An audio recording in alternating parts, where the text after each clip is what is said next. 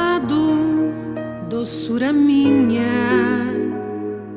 vem, vem me habitar, vem, vem me transformar, deixa-me ser a tua ternura, deixa-me ser a luz do teu olhar, deixa-me ser a tua ternura, deixa-me ser a luz do teu olhar.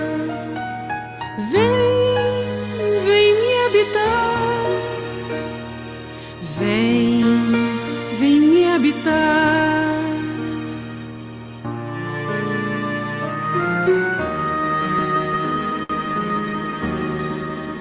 Mestre bondoso, tão carinhoso, vem, vem me habitar, vem, vem me transformar, deixa-me ser a tua justiça, deixa-me ser tua paz infinita, deixa-me ser a tua justiça, deixa-me ser tua paz infinita. Vem, vem me habitar, vem, vem me habitar.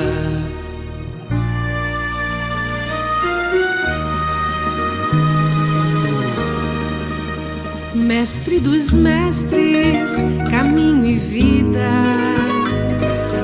vem, vem me habitar, vem, vem me transformar, deixa-me ser a tua verdade, deixa-me ser tua fidelidade,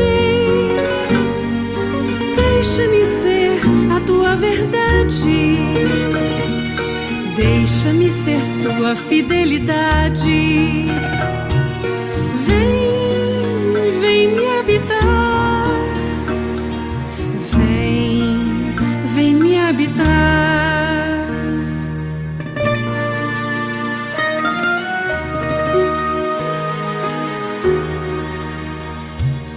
Deixa que eu publique as maravilhas do meu Deus, deixa que eu publique as maravilhas do meu Deus. Ó paz, ó loucura, ó encanto, ó ternura, ó paz, ó loucura, ó encanto, ó ternura.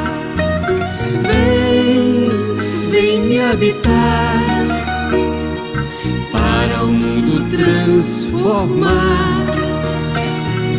Vem, vem me habitar, para este mundo transformar.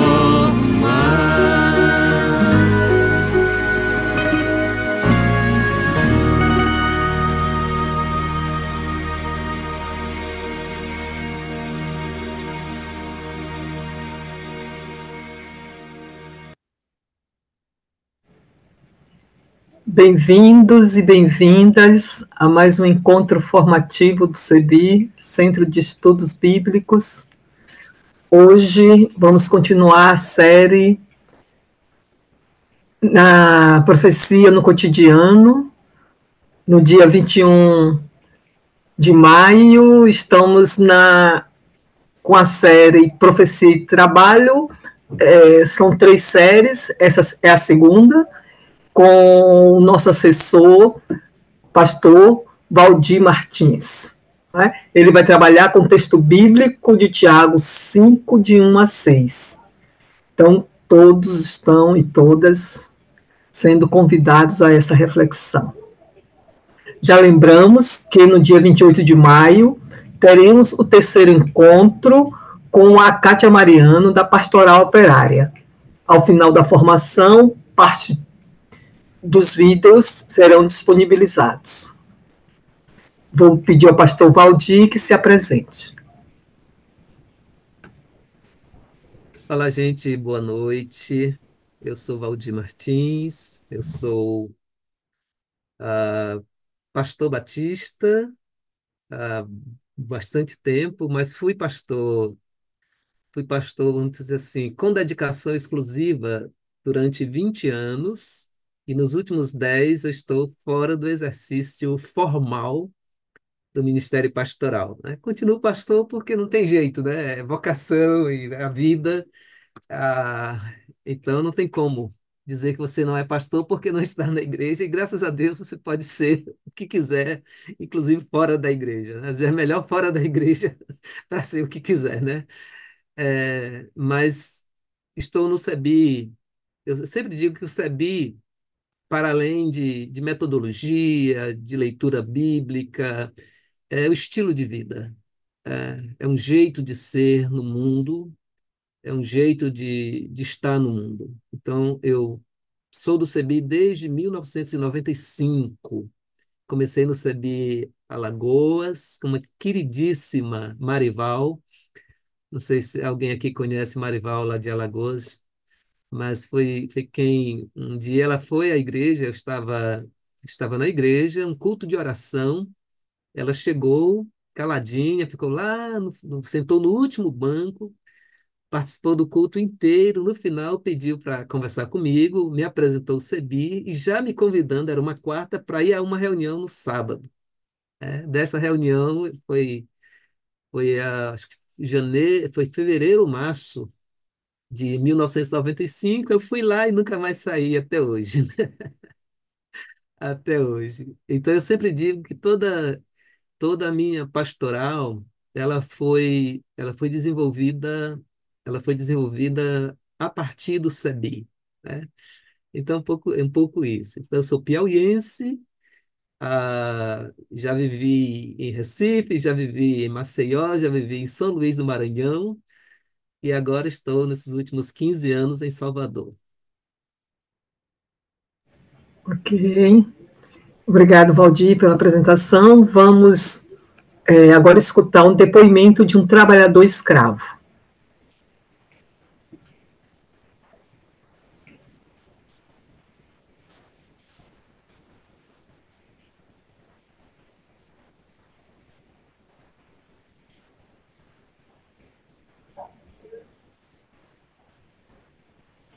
Sei que não existia essas coisas de trabalho escravo.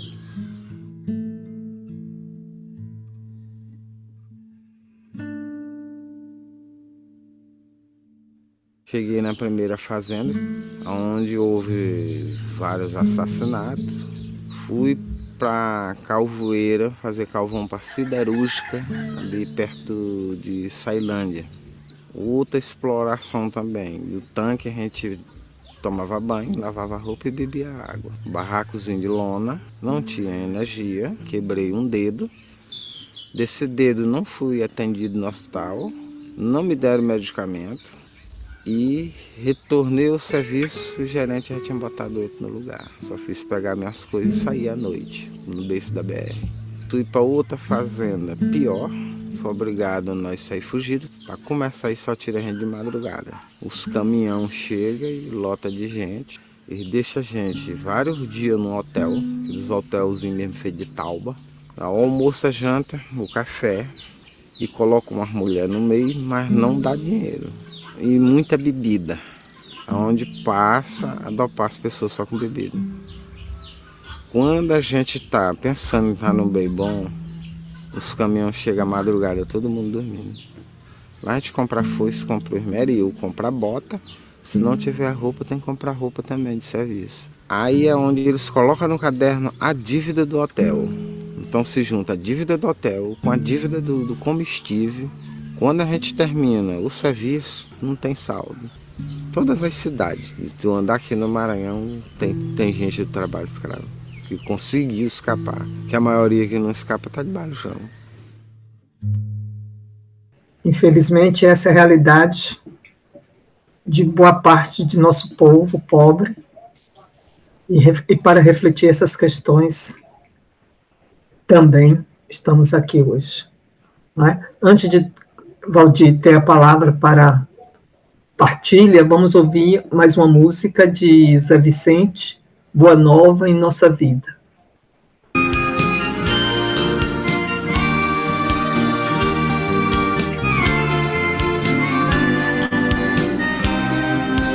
Toda palavra de vida é palavra de Deus.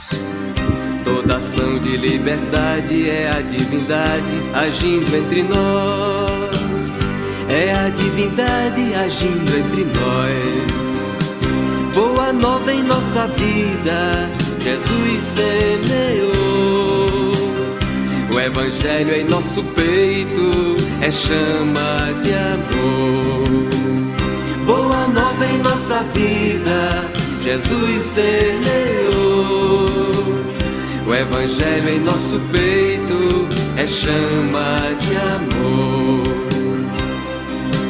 Todo grito por justiça que sobe do chão é clamor e profecia que Deus pronuncia para a conversão. Que Deus pronuncia para a conversão. Boa nova em nossa vida, Jesus semeou. O Evangelho em nosso peito é chama de amor. Boa nova em nossa vida, Jesus semeou. O Evangelho em nosso peito é chama de amor. Aleluia, aleluia. Bendita a palavra que faz libertar. Aleluia, aleluia. Bendita a palavra que faz libertar.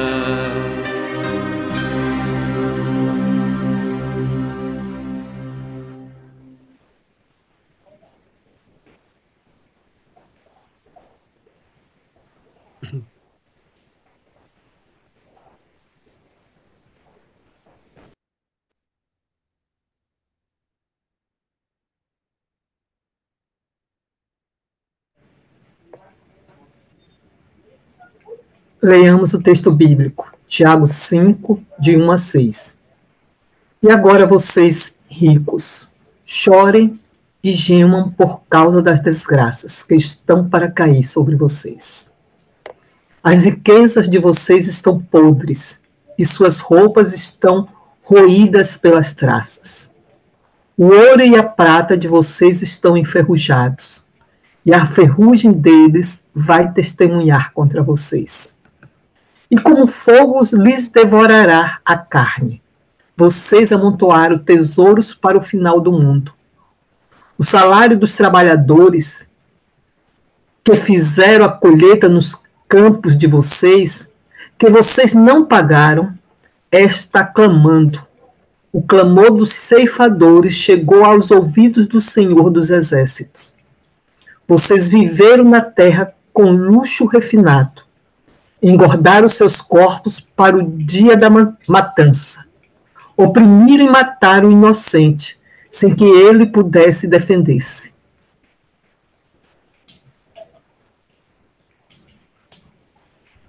Ainda na meditação, podemos repetir uma palavra que ecoou no seu corpo.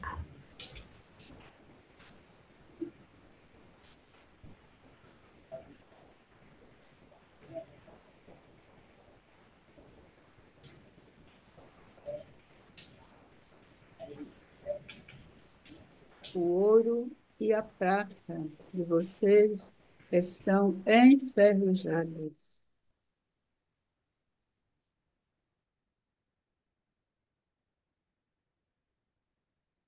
Oprimiram e mataram uma pessoa inocente, sem que ela pudesse defender-se.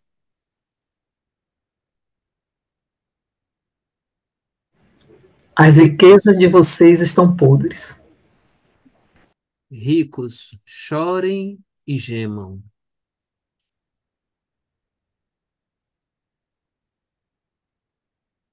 O ouro e a prata de vocês estão enferrujados.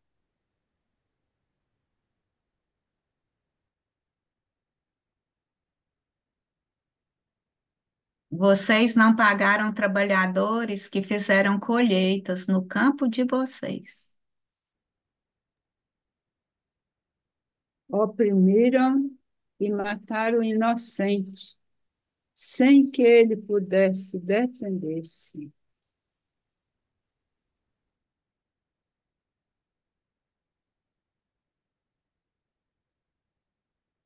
Aleluia, aleluia.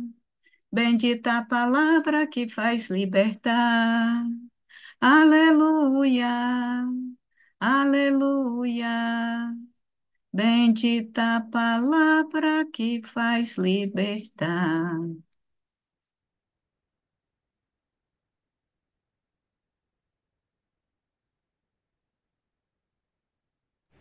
Com a palavra, Valdir.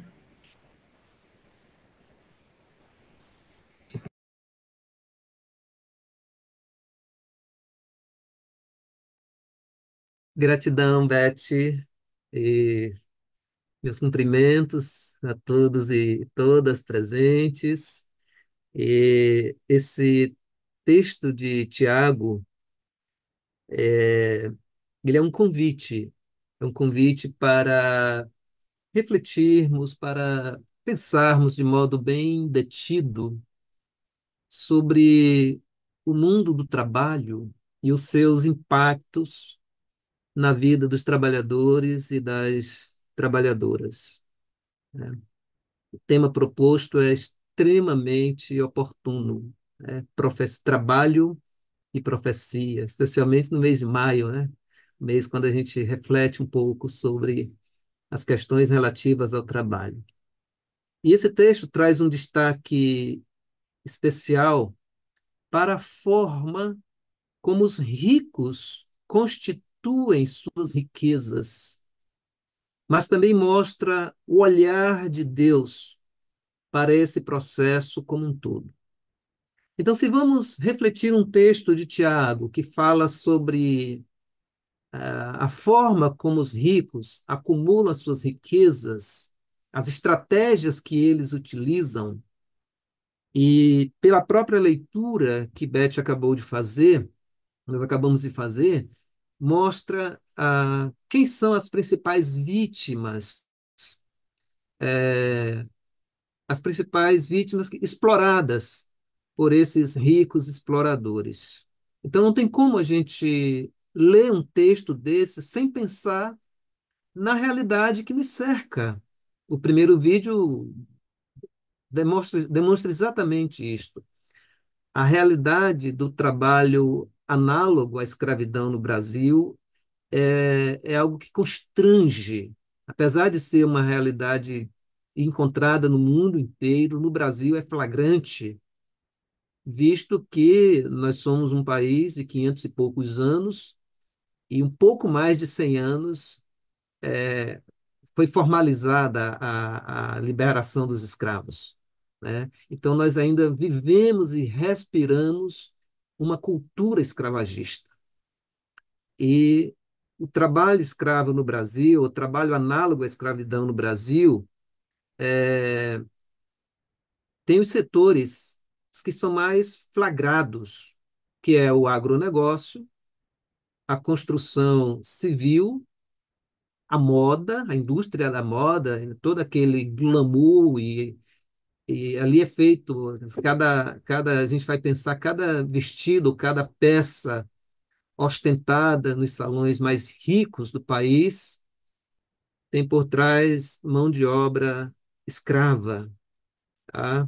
E o serviço doméstico.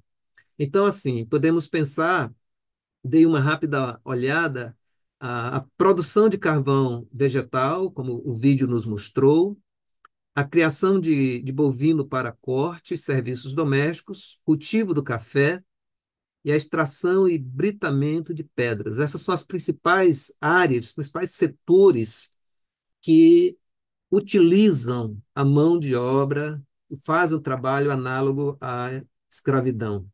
E o Ministério Público do Trabalho tem, sim, uma chamada lista suja.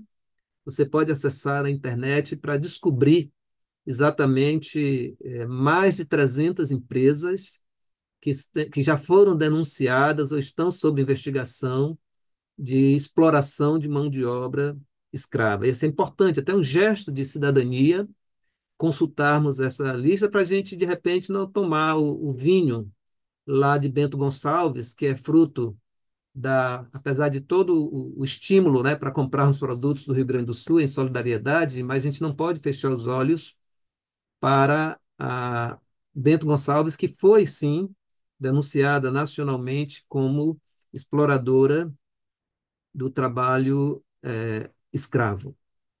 A gente começa a pensar nessas empresas responsáveis, mas começa a pensar também nos lucros dos bancos.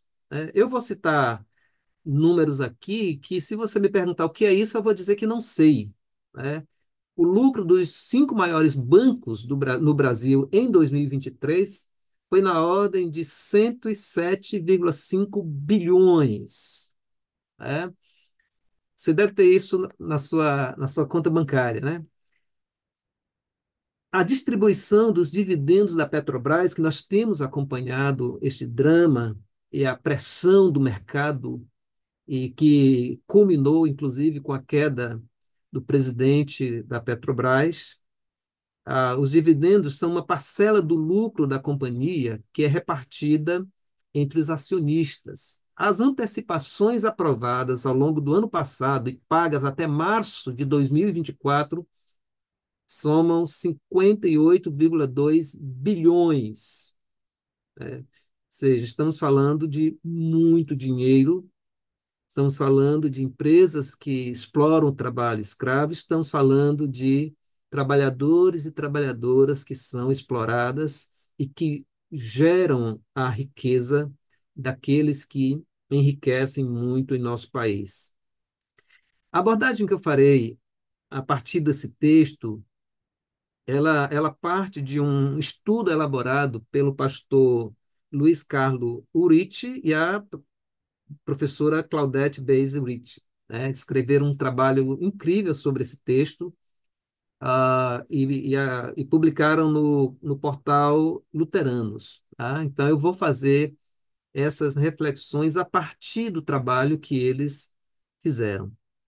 E digo isso porque não tem como falar em profecia e trabalho sem repercutir a realidade que nos cerca, visto que todos nós somos impactados com as políticas que regem o trabalho no nosso país. Então, é importante lermos a carta de Tiago, especialmente o trecho que nós estamos refletindo, pensando nas diversas categorias de trabalhadores e trabalhadoras. Então, que eu só queria que você, enquanto me escutasse um pouquinho, pensasse quem são os trabalhadores, o perfil deles na sua cidade, no seu território. Quem são os trabalhadores e trabalhadoras do seu município, do seu território, ou do bairro que você vive, se você vive em uma cidade maior? Em que eles trabalham? Como se dá a exploração desses trabalhadores e trabalhadoras hoje? Por exemplo, eu moro em Salvador, e num bairro chamado Pernambués, né? Um bairro que fica próximo à rodoviária, próximo a 2 shopping centers e um bairro com um comércio importante. Então eu observo que tem motoristas e cobradores nos ônibus, os vendedores nos mercadinhos do bairro, observo catadores e catadoras que catam recicláveis, vejo o pessoal que trabalha nas academias, vejo os garis, o pessoal da limpeza pública. Ou seja, quando você lê um texto desse, não tem como você começar a pensar no seu entorno. Onde estão, quem são, o que fazem, como são explorados. Eu queria que você fizesse esse exercício aí, pensando exatamente nas pessoas que você conhece no seu bairro, por onde você circula, na padaria que você compra o pão, na farmácia que você compra o remédio. Então, essa carta de Tiago, de fato, ela traz a realidade de uma gritante exploração de trabalhadores. E Tiago escreve as 12 tribos que estão na diáspora. Logo no capítulo 1 e versículo 1, na abertura do livro, ele já diz as tribos que estão na diáspora, estão fora da Palestina. E dando a entender que os cristãos, naquele contexto, estavam vivendo uma situação muito parecida de opressão a vivida pelos hebreus no Êxodo, ali no Egito. É como se eles tivessem lembrar, olha, assim como os hebreus estiveram escravizados no Egito, o nosso povo está sendo escravizado hoje, os cristãos estão sendo escravizados hoje, estão sendo explorados. E há consequências palpáveis dessa exploração. E Tiago utiliza o tom profético que lembra a tradição profética do Antigo Testamento, com a profecia, o juízo, a denúncia, e nos lembra os profetas como Amós, Jeremias, Isaías, Miqueias. Eu separei alguns, é, alguns recortes, alguns versos da profecia para mostrar o quanto isso lembra as palavras de Tiago. Amós 2, de 7 a 9, diz assim: Assim diz o Senhor, os habitantes de Israel pecam sem parar. Não os deixarei sem castigo por mais tempo, porque venderam por prata o justo e por um par de sandálias o pobre. Eles pisam os pobres e negam a justiça às pessoas simples. Olha a profecia de Amós. A profecia de Isaías, no capítulo 5, versículo 8, diz assim: Ai de vocês que adquirem casas e mais casas, propriedades e mais propriedades, até não haver mais lugar para ninguém, e vocês se tornarem os senhores absolutos da terra. A profecia de Jeremias 22, 3, assim diz o Senhor: Vós executai juízo e justiça, e livrai o espoliado da mão do opressor. E o verso 13 diz: Ai daquele que edifica sua casa com injustiça, e os seus aposentos sem direito, que se serve, olha, escutem bem, que se serve do serviço do seu próximo sem remunerá-lo, e não lhe dá o salário do seu trabalho. E Tiago faz também uma espécie de juiz apocalíptico, quando no versículo 3 ele diz aos ricos: Olha, as vossas carnes serão devoradas como fogo. É. Então, esse texto ele é muito forte, ele traz uma crítica ferrenha aos ricos exploradores e a crítica ao modelo de vida ou de sociedade que eles estavam propondo. Por quê? Os ricos exploradores exibiam a sua riqueza através das vestes finas. É isso que o texto trouxe, as vossas roupas, suas roupagens nas festas, através do ouro, da prata, da posse da terra, dos campos onde os pobres eram explorados, que está no versículo de número 4. Então, uma coisa nesse texto fica muito evidente. A riqueza dos ricos era fruto da exploração dos camponeses, dos ceifeiros. A riqueza dos ricos não caiu do céu. Ela foi fruto da exploração dos pobres. E eu costumo dizer muito, compartilhando com os meus alunos, que a gente admira o quanto a Europa é evoluída, o quanto a Europa é desenvolvida. Eu sempre costumo lembrar que boa parte do desenvolvimento, da riqueza, da exuberância que a Europa mostra é fruto da colonização, é fruto da pilhagem, especialmente no continente africano. E às vezes nós conversamos com pessoas ricas, daquelas que têm ojeriza a pessoas pobres, e eles agem como se aquilo que é sua riqueza é natural, como se a sua riqueza tivesse brotado do chão e eles são o que são, sem nunca ter explorado o pobre. E nesse contexto de Tiago fica evidente: a riqueza dos ricos é fruto da exploração dos pobres. Por isso, o juízo que o próprio Tiago traz é inclemente. É inclemente.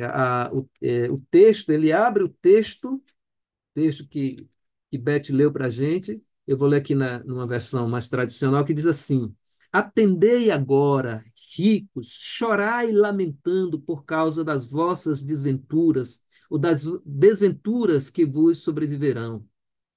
Aí vai falando: as suas riquezas são corruptas, o vosso ouro, vossa prata foram gastos de ferrugem, e assim continua. Ou seja, o que é que o Tiago está dizendo? Olha, a riqueza apodreceu. As roupas foram roídas pelas traças.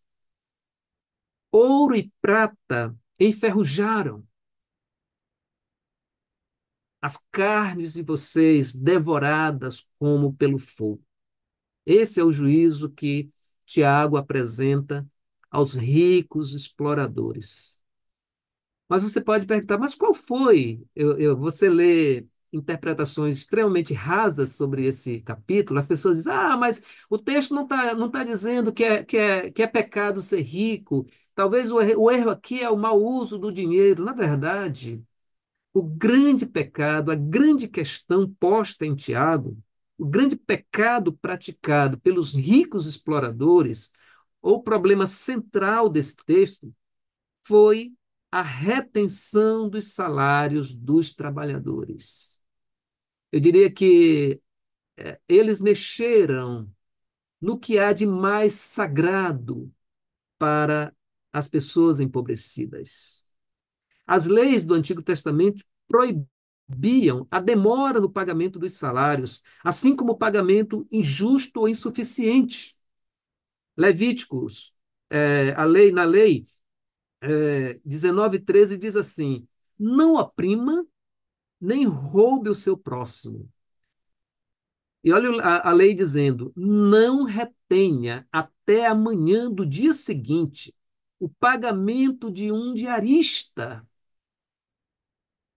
Não retenha até amanhã do dia seguinte o pagamento de um diarista. Deuteronômio 24, 14 e 15. Não explore o empregado pobre e humilde, que é pago por dia, seja ele israelita ou um estrangeiro que mora na cidade onde você vive. Pague o salário dele no mesmo dia, antes do pôr do sol, pois ele é pobre e espera ansioso pelo dinheiro. Ou seja, a lei era muito severa, era muito forte com relação à garantia do pagamento do salário do dia. Por isso, Tiago é tão contundente no juízo. O próprio Novo Testamento nos ajuda a compreender quando diz: olha, o trabalhador é digno do seu salário. E por que toda essa ênfase? Porque do salário depende a vida, do salário depende o sustento. Um diarista que não conseguia trabalhar ou não recebia pelo trabalho simplesmente não comia. Ele não conseguia levar comida para a sua família. Lembra da parábola da vinha, lá em Mateus 20? Os trabalhadores aguardam o pagamento no fim do dia e aguardam ansiosos. Então, o salário é tão fundamental na vida do trabalhador que nesse texto de Tiago ele ganha vida, ele ganha personalidade. Ele ganha personalidade. O Tiago diz assim: olha, o salário dos trabalhadores está clamando, o salário dos trabalhadores está gritando. Ou seja, Tiago dá vida ao salário. Tal a importância e quão fundamental era. Então, e os ricos exploradores estavam tirando, estavam roubando o que havia de mais sagrado para os trabalhadores, que era o salário. Daí a dureza, a intensidade e a profundidade do juízo de Tiago contra os ricos exploradores. E naquele contexto, a riqueza acumulada era demonstrada por uma vida luxuosa. Lembra da profecia de Amós? Falava dos palácios de marfim, enquanto o povo não tinha onde dormir, onde estar. Ou seja, a forma que os ricos exploradores tinham de exibir a riqueza era através de uma vida luxuosa, uma vida de abundância, de esbanjamento, em detrimento aos pobres, empobrecidos que nada tinham. A profecia de Amós critica exatamente isso, porque denuncia exatamente porque troca o pobre por um par de sandálias. Então, eles desfrutavam tudo o que a riqueza lhes proporcionava: saúde, ou fartura e, e segurança. Fartura e segurança. Quando a gente começa a pensar no nosso contexto atual, a função da riqueza hoje não é apenas a exibição, não é? Eu lembro uma vez eu estava no aeroporto de Brasília e olhando as vidraças ali, eu encontrei uma boutique de carne e com uma placa bem chamativa, uma placa bem chamativa de promoção, assim, tipo, promoção, promoção, não deixe de comprar. Eu, obviamente, né, promoção, me aproximei, e quando eu me aproximei, era peça em promoção, eu não lembro mais, obviamente, o nome da peça, mas era mais ou menos assim, uma peça que dava 2 quilos e a promoção porque estava apenas R$ 800, os 2 quilos ali, né? Ou seja, se na promoção estava só R$ 800, imagine o que é essa carne sem a promoção. Mas só para mostrar que às vezes, e obviamente eu não estou falando bobagem, eu já ouço histórias de pessoas que gastam horrores com coisa tão inexpressiva, porque de fato tem, e querem fazer isso, querem esbanjar. Mas hoje a função da riqueza, diferentemente do passado, hoje é gerar lucro, né?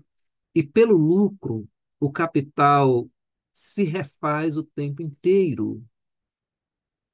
Você sabe o que é os bancos, apenas 5 bancos, lucrarem mais de 100 bilhões? Você sabe o que é acionista de uma empresa pública como a Petrobras lucrarem mais de 50 bilhões? Ou seja, não é dinheiro que vai para o trabalhador, nem para a trabalhadora. É dinheiro que é lucro que vai para o capital, para fomentar a, a ganância. Por isso, o juízo, e eu diria a profecia de Tiago é tão contundente. Por isso, a profecia de Tiago é tão dura contra os ricos exploradores. Enquanto para alguns a riqueza era a expressão da glória do império, e daí vem aquela ideia também de quando o Império Romano se mostrava a sua opulência, a sua glória, ela também queria dizer que era uma bênção dos deuses para com o império. E até hoje, há teologias, e a teologia da prosperidade que todos conhecemos, que compreendem a ideia do lucro e da riqueza, do acúmulo, como expressão das bênçãos de Deus. Só que em Tiago, meus irmãos e minhas irmãs, em Tiago, se para o império era expressão de glória, para Tiago a riqueza parecia suicídio, porque era a razão da própria destruição daqueles ricos exploradores. E se para os ricos exploradores era juízo e destruição, para os pobres trabalhadores explorados, a profecia de Tiago era permeada de esperança. Apesar de toda a dureza desse texto, há uma ternura também permeada ali, porque o grito destes pobres, assim como lá no Êxodo, Deus escuta o clamor do povo escravizado na profecia de Tiago, o Senhor dos Exércitos também escuta o clamor dos empobrecidos.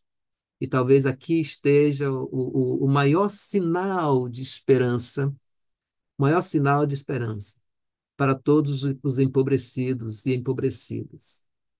É que na sua dor, do seu grito, do seu clamor por justiça, Deus escuta. Deus não é indiferente ao sofrimento dos trabalhadores e das trabalhadoras. E é essa profecia de Tiago que alimenta a nossa esperança ainda hoje. É essa profecia que alimenta a nossa força, a nossa resistência. Ou seja, aquele grito, aquele clamor era denúncia, mas também era resistência e era símbolo de esperança. Então, para continuarmos esperançando em meio a tanta dureza, a notícias tão dolorosas da realidade do trabalho análogo ao escravo, à escravidão, a tanta tristeza, as notícias de tanta gente que ainda passa fome nesse país. A esperança é que, se continuarmos a denunciar toda sorte de injustiça, é a certeza que Deus nos escuta. É saber que o Deus da justiça ouve o clamor do seu povo.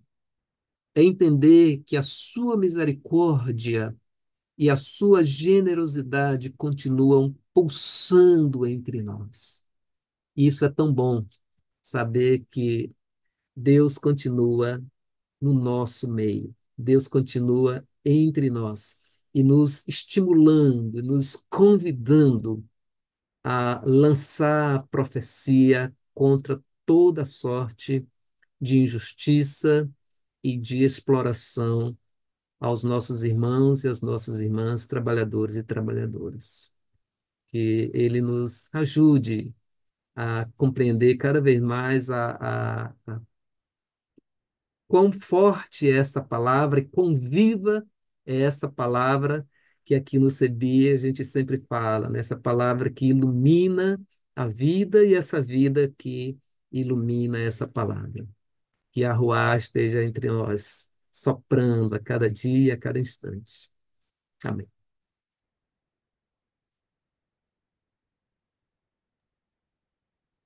Então, obrigada, Valdir, o pastor Valdir.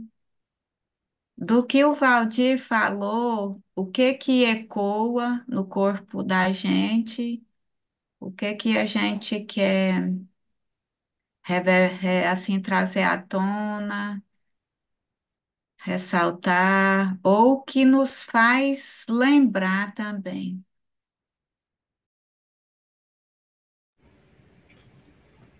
Antes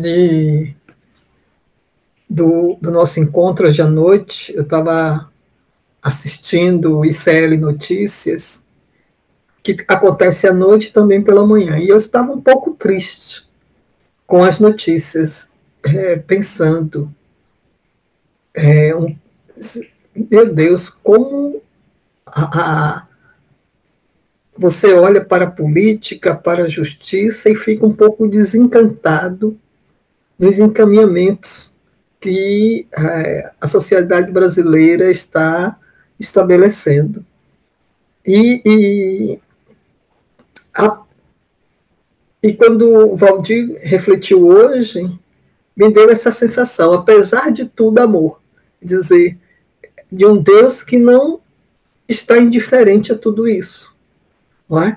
E eu vou fazer outro link com minha filha, que também trabalha na área do direito. Ela disse assim: minha mãe, não é o dinheiro que torna as pessoas felizes. Eles podem estar buscando lucro, vivenciando corrupção, mas a alegria da gente em estarmos juntos com nossos parentes, principalmente na Bahia, que vivencia tanto, a Bahia não, o Nordeste, que vivencia esse clima de festa, de que tem uma relação tão hospitaleira, tão mágica, de encontro, festivo com o outro. Isso não se compra, não é?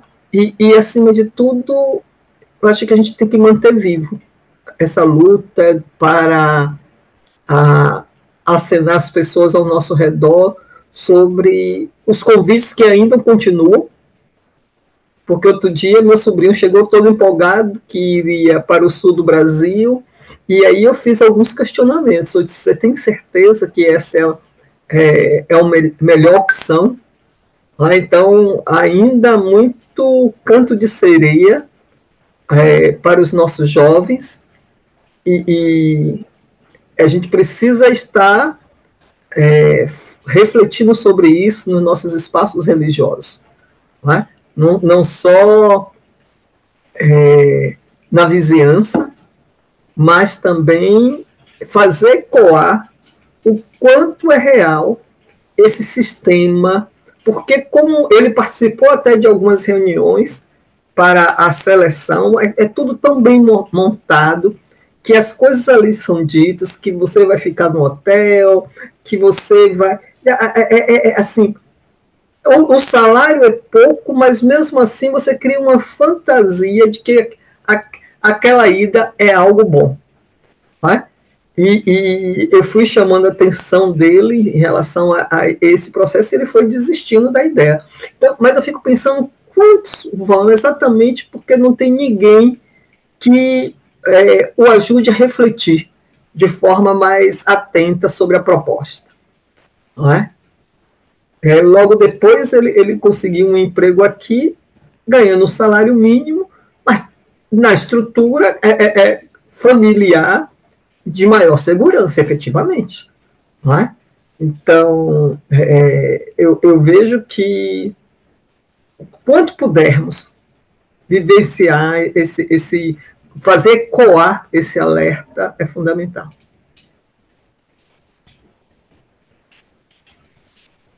Valdir, te escutando, eu penso e pensei mais ainda sobre as intencionalidades dos usos da Bíblia. Porque muitos textos, até de Levítico, de Deuteronômio, são usados numa perspectiva muito moralista, para falar até o que é pecado. E texto desse jeito de Tiago, então texto, eu vou usar o termo natureza, que eu não gosto muito, mas da natureza enquanto substância, substrato, ligado à profecia. Então, isso não é muito comum da gente ouvir nas intencionalidades de quem usa a Bíblia de forma moralista e para colocar a canga, aquela canga que Jesus tanto, que as memórias dos evangelhos colocam Jesus também denunciando, então, nos corpos das pessoas, sobretudo das pessoas pobres e das mulheres, e do que a gente chama das diversidades. Então, é isso, esse uso intencional da Bíblia para fazer da Bíblia um instrumento de opressão, que a sua reflexão aqui é o inverso disso, né? E também no jeito do Sebi ser. Mas é isso, é só sobre as intencionalidades das interpretações bíblicas que, que não colaboram com libertação e que não contribuem para refletir sobre essas realidades de exploração sobre o pobre, sobre a pobre. Quando o Valdir estava falando, então eu estava lançando um olhar sobre o que ele pediu para a gente olhar ao redor, né?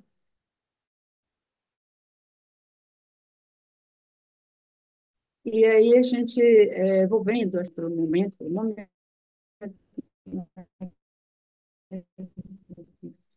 então eu estava vendo isso, né?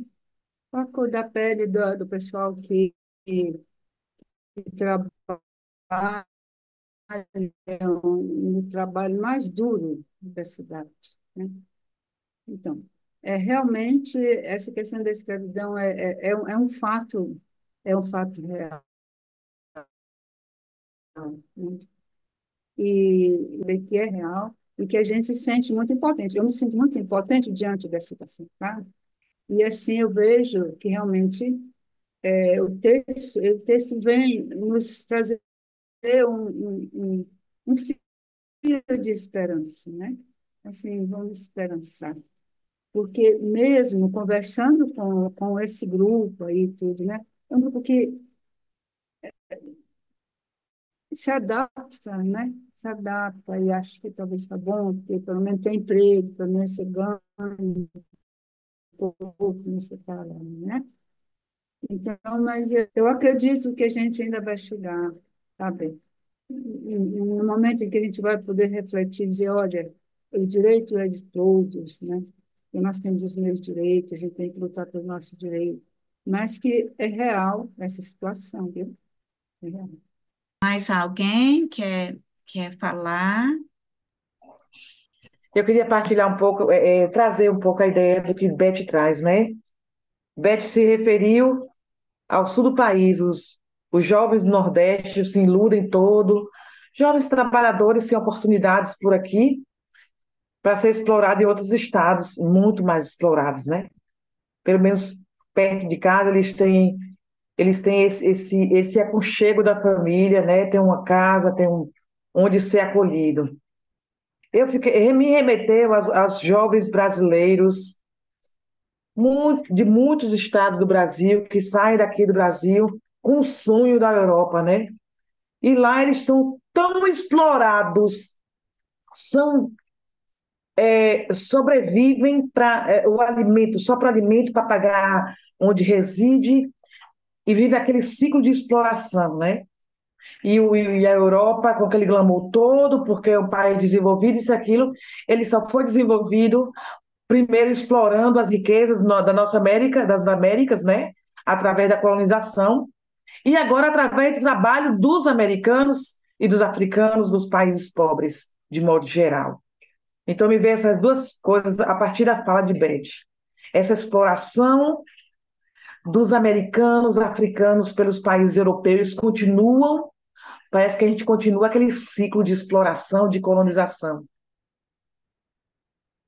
E a outra coisa que me veio a partir dos textos bíblicos é que Valdir começou a falar, que Deus continua entre nós, através desse texto bíblico, né, através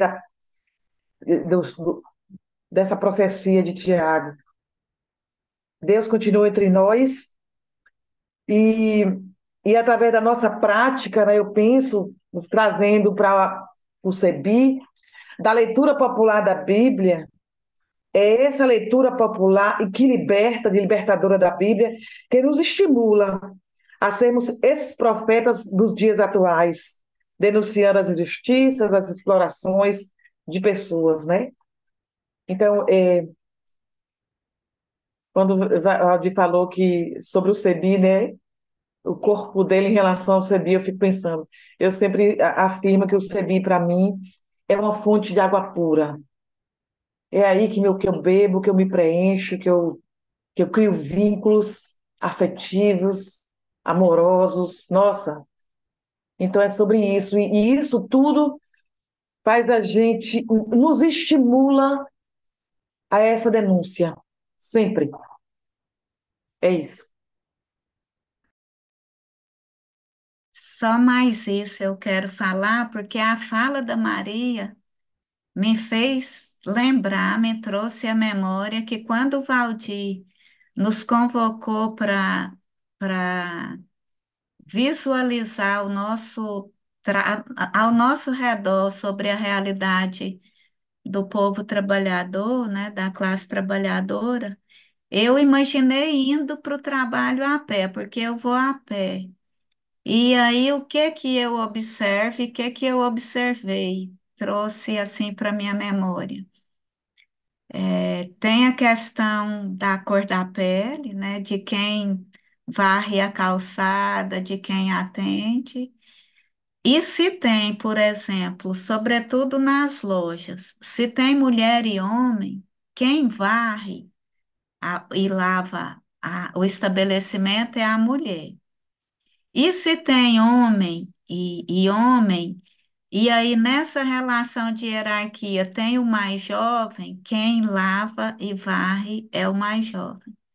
Então eu me dei conta assim dessa observação no meu trajeto também, dessa situação também entre o povo trabalhador. Eu queria. Posso, Moura? Você terminou? Terminei sim, Vânia. Não falei câmbio, né? Mas terminei. Lembrar quando a Beth falou da Bahia, do Nordeste, assim, todo ano, quando começa a colheita do café, tem denúncia de trabalho escravo aqui no Espírito Santo. Todo ano. E a gente sabe que tem, a gente sabe as condições que o pessoal fica. Aí, assim, a história que eu quero trazer é que o ano passado, e no mês de março, eu fui numa excursão para Porto Seguro. Aqui a gente faz muita excursão para Porto Seguro, Beth. A gente vai lá para Bahia. A gente está a 4, 5 horas da Bahia, daqui de Porto Seguro, né?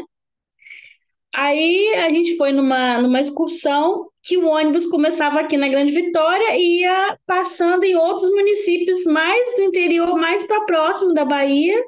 E aí foram pegando outras pessoas dessas regiões de café, né? E aí foi justamente na época da história lá do sul, do trabalho escravo lá, do vinho, né?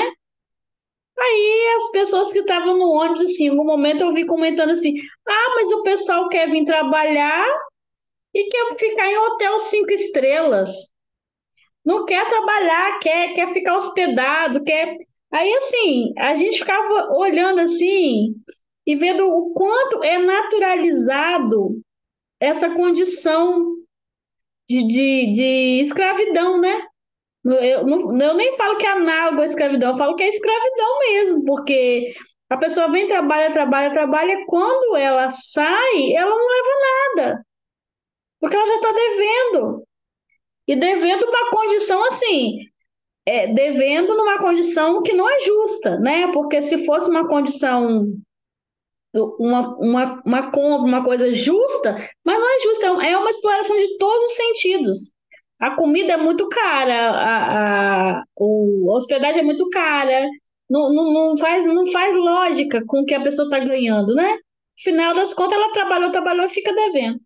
E assim, eu lembrei disso no vídeo e também na conversa nossa aqui, o quanto é triste essa naturalização, né? Que aquele trabalhador precarizado, ele tem que ficar em qualquer lugar, dormir no chão, não ter banheiro, não ter água potável, não ter comida direito, né? O quanto isso é naturalizado, né? E todo ano tem denúncia no Ministério Público e o pessoal fica em cima mesmo, mas não, parece que não tem medo, não aprende, não melhora, não quer melhorar, né? Eu vou fazer. Se der errado, eu pago a multa. E também a multa não vai para aquele trabalhador. A multa vai para o Estado, não vai para o trabalhador. O trabalhador não vai receber alguma coisa, mas uma boa parte da multa não vai para o trabalhador, vai ficar no Estado. Então, assim, é muito triste, né? A gente vê essa naturalização dessa exploração. E só mais uma coisinha que eu queria dizer, que talvez eu vou até deixar para o próximo encontro, é a consciência de classe, né? Que a gente não tocou nessa, né?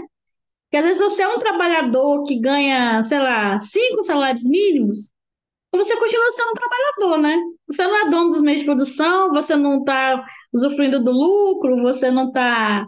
E aí você defende o opressor porque você acha que você é rico.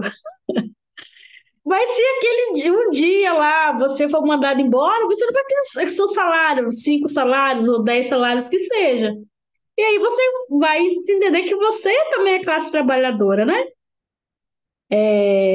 Eu falo isso porque eu tô mais ou menos nessa classe aí, eu sou arquiteta e eu trabalho com a construção civil. Aí, às vezes, alguém fala assim, não, mas você não é trabalhador, não, você é arquiteto. Fala, quem falou que eu não sou trabalhador? Eu não sou dono do meio de produção, eu não tenho o lucro, o juro. Ninguém está trabalhando para mim. Se eu não trabalhar, eu não ganho. Como assim eu não sou trabalhadora, né? Então, tem muita gente como eu que não se vê enquanto trabalhador. E aí, não ajuda no processo, né?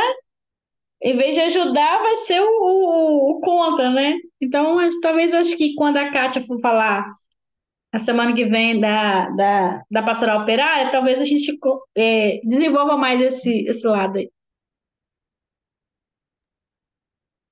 Obrigada. O menino da SEBES do Paraná ou caiu ou saiu, né? Então, Valdir, alguém mais quer falar alguma coisa antes do Valdir retomar a fala? Se não, Valdir, você, novamente. No Hum, SEBI, então, a gente não fecha nada, então não é uma fala que fecha, você já sabe, mas a Graças partir a do que Deus. você escuta, o que ecoou em você para ampliar olhares. Exatamente.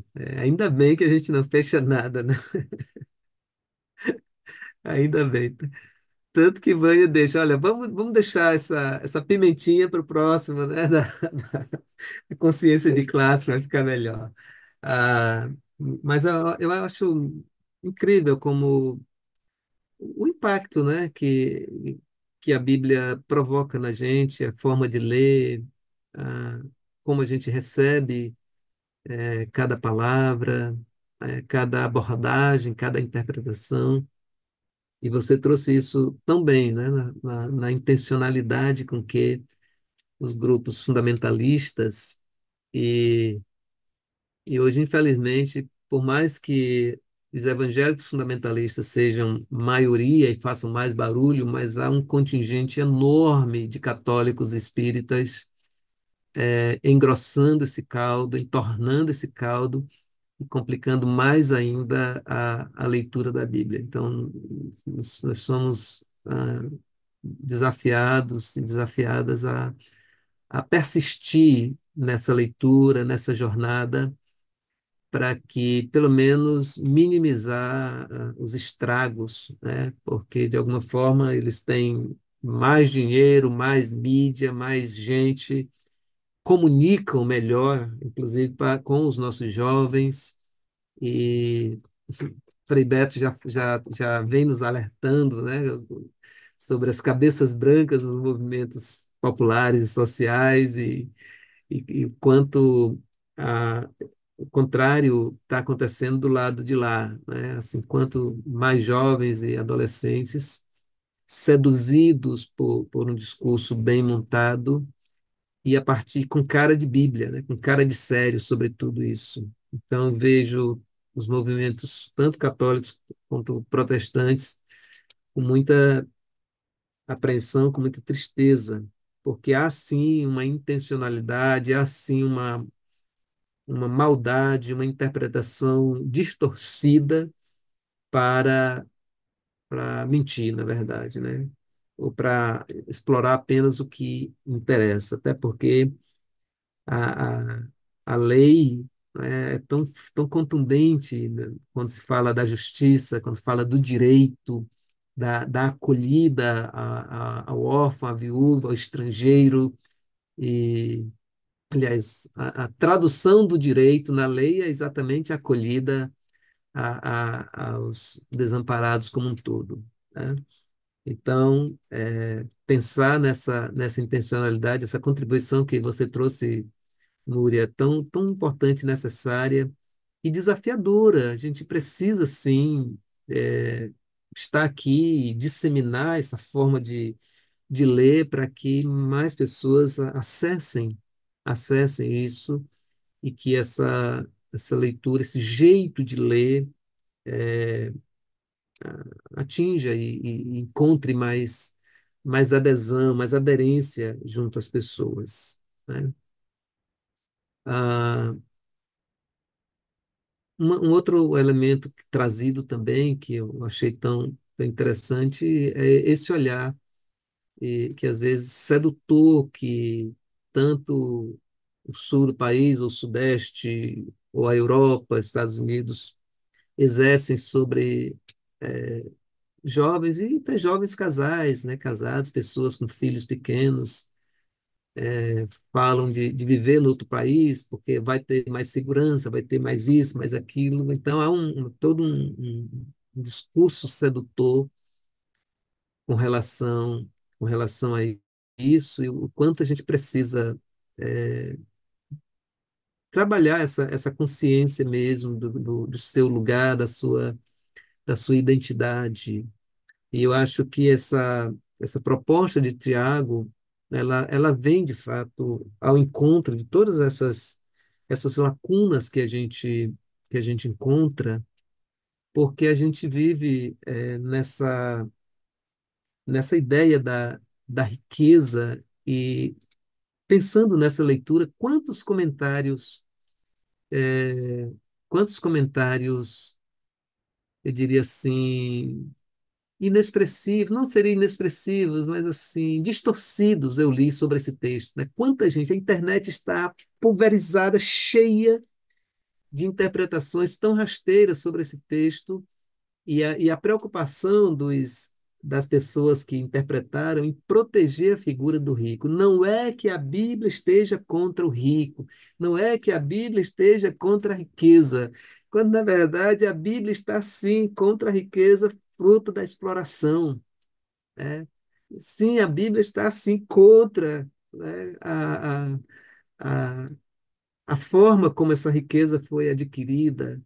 E se a gente vai provocar as pessoas que são ricas, que elas dizem que foi Deus que deu, que já nasceram assim, né? As famílias, nossa família tem 300 anos, esse nome, esse brasão. Vá ver como essas pessoas conseguiram essa riqueza, né? E essa dificuldade dessa consciência de classe, né? A gente, nas discussões sobre a taxação de fortunas, né? Que a gente vê de pobres contra essa ideia, né, pensando que vai taxar o salário dele, né? E isso é tão triste, porque é como se eles tivessem. É a capacidade que essas pessoas têm de seduzir, de vender um discurso e colocar os oprimidos e as oprimidas para defendê-los, né, na linha de frente, exatamente para receber todas as pancadas enquanto eles estão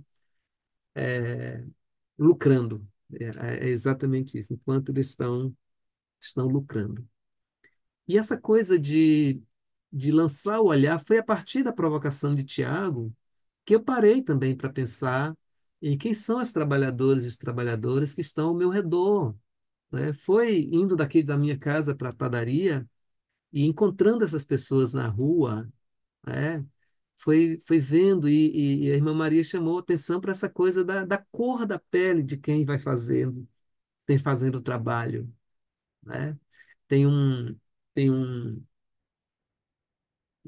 astro do reggae aqui na Bahia chamado Edson Gomes, que ele vai dizer, toda a parte das músicas deles evocam essas questões, e numa delas ele vai dizer que aos pobres, aos pretos, resta sempre o papel menor e o papel pior, né? Seja para interpretar, seja para viver na realidade. Então, está, só resta o pior papel e o menor papel para as pessoas empobrecidas. Então, eu fiquei assim muito feliz de ter parado nesse texto. Claro, texto que você e eu já lemos 1000 vezes, e de repente a gente para lançar esse olhar mais cuidadoso e ver a nossa realidade pulsando, né? Saltando aos olhos, e o quanto e só mostra o quanto essa proposta do SEBI é tão relevante e tão necessária e tão urgente que mais pessoas se apropriem dessa metodologia, desse jeito, né? Desse jeito de ler, porque de fato são palavras como essas que iluminam a nossa realidade, que abrem os nossos olhos para ver quem está do nosso lado, quem está na esquina, e olhando para essas pessoas, a gente descobre realmente o que o texto está me dizendo. Então, há de fato a iluminação bem presente. E eu acho que o aspecto da esperança é muito forte. O texto é denso, o texto é duro, o texto é muito forte, mas quando o Senhor dos Exércitos, no texto, ouve o clamor, quando o salário grita, né, a força da palavra ali, a gente descobre, vamos continuar gritando, vamos continuar gritando que o Senhor nos ouve, e nos ouve porque está perto, porque não está longe, está no meio de nós. Amém. Amém. Olha, Valdir, você, depois que a gente colocar aqui no chat, eu falo chat, viu? A lista de presença e a de avaliação, você, eu uso o termo faz uma bênção final para nós. Nossa gratidão por esse momento, na tua presença, ó nosso Deus. Gratidão pela forma maravilhosa como a tua palavra veio ao encontro das nossas necessidades, abrindo os nossos olhos, sensibilizando os nossos corações para percebermos a realidade, as duras realidades que nos cercam. Por isso te agradecemos, ao tempo que pedimos a tua bênção, que seja uma bênção que nos dê força, que nos dê ânimo, que nos ajude a cada dia a levantar, cuidar da vida, das nossas atividades, mas também pensar nas injustiças, nas pessoas injustiçadas que precisam da tua presença, precisam da tua libertação, e saber que é possível que a nossa presença, a nossa existência pode ser canal de libertação para essas pessoas também. Por isso, pedimos a tua bênção a cada dia, a cada instante, e agradecemos por ela, no nome santo de Jesus. Amém. Amém.